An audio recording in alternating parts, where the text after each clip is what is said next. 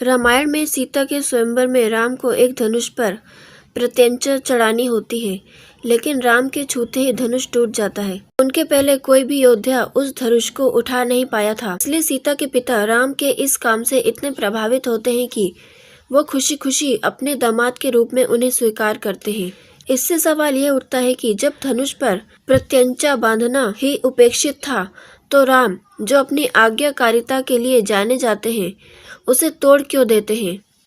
प्राचीन काल से धनुष राजत्व का प्रतीक रहा है। वे शांत चित्तता और संतुलन का प्रतीक है। धनुष केवल तब उपयोगी होता है जब प्रत्यंचा ना तो बहुत ढीली और ना बहुत ही तनी बांधी जाती है। राम, जो एक आदर्श राजा है, अपनी युवावस्था में धनुष तोड़ते हैं। निश्चित ही उनके इस कृत्य का कोई महत्व होगा। ये कोई साधारण धनुष नहीं है, ये महान वैरागी शिव का धनुष है। राम के विवाह के बाद उनके पिता दशरथ को लगता है कि राम अब राजा की जिम्मेदारी को वहन करने के लिए तैयार है, इसलिए वो राजपद से हट जाते हैं। दुर्भाग्यवश राम को राज्याभिषेक नहीं होता है। महल की साजिशों के कारण राम को वनवास जाना पड़ता है। क्या धनुष तोड़ने और राजपद से खंडन के बीच कोई संबंध है?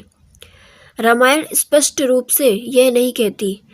किसी विद्वान ने भी ऐसा दावा नहीं किया है, लेकिन सवाल दिलचस्प है। आखिर हिंदू कथाओं में सब कुछ प्रतीकात्मक होता है। यह निश्चित ही कोई सीख है जिसे हमें समझना होगा।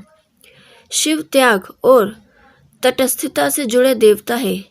इस संदर्भ में राम द्वारा शिव का धनुष तोड़ना शायद जोश और लगाव से प्रेरित कार्य माना जा सकता है। क्या इसलिए उन्हें राजा बनने के लिए अयोग्य माना जाता है? क्या इसलिए उन्हें 14 साल वनवास में बिताने पड़ते हैं ताकि वो पर्याप्त मात्रा में तटस्थ बनकर लौट सके? 14 साल के वनवास के अंत में जब राम रावण को मारकर अपनी पत्नी सीता को बचाते हैं, तब उनकी तटस्थता हमें शायद अमाननीय भी लगे। वो सीता से कहते हैं कि उन्हें धर्म की रक्षा करने और अपने परिवार की सम्मान को बचाने के लिए रावण को मारा था, न कि सीता को बचाने के लिए। इसका तात्पर्य यह हो सकता है कि राजा के लिए अपने जीवन साथी के प्रति भावनाएं अभिव्यक्त करना भी अस्वीकार्य है। एक बार धनुष तोड़ते समय राम ने अपना जोश दिखाया था, वो दोबारा वैसा नहीं करेंगे। प्राचीन ऋषि राजाओं से ऐसी तटस्थता की अपेक्षा करते थे। राजाओं के लिए राजस्व परिवार से ज्यादा महत्वपूर्ण होना जरूरी था, इसलिए राजाओं में राम सबसे श्रेष्ठ माने जाते हैं।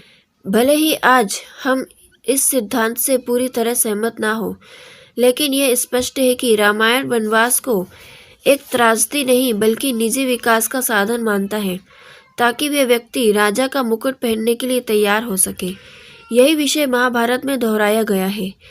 इंद्रप्रस्थ राज्य स्थापित करने में कृष्ण पांडवों की मदद करते हैं, लेकिन कृष्ण की अनुपस्थिति में पांचों भाई मूर्खता से अपने राज्य जुए में खो देते हैं। इस अपराध के लिए उन्हें 13 साल का वनवास भुगतना पड़ता है। जब युधिष्ठिर अपने दुर्भाग्य का शोक मनाते हैं, तब ऋषि उन्हें राम के 14 वर्ष के वनवास के बारे में बताते हैं, जो राम को बिना किसी दोष के भुगतना पड़ा था। ऋषि पांडवों से कहते हैं कि शिकायत करने की बजाय जंगल में रहकर वो कुछ सीख सकते हैं, और पांडव वही करते हैं। जब अर्जुन एक मामूली शिकारी से युद्ध में हार जाते हैं तो विनम्रता सीखते हैं। भीम विनम्रता तब सीखते हैं जब वो एक बूढ़े बंदर की पूंछ नहीं उठा पाते, और सभी भाई विनम्रता तब सीखते हैं जब उन्हें वनवास के अंतिम साल में नौकर बनकर जीना पड़ता है। कृष्ण केवल तभी कौरवों के विरुद्ध उनकी जीत सुनिश्चित करते हैं। दोस्तों, इस टॉपिक पर आपका क्या कहना है? आप अपनी राय कमेंट बॉक्स में शेयर जरूर करें, और आगे ऐसी वीडियोस और जानकारी पाने के लिए हमारे चैनल को सब्सक्राइब करना ना भूलें और इस वीडियो को आगे शेयर करना भी ना भूलें। Thank you.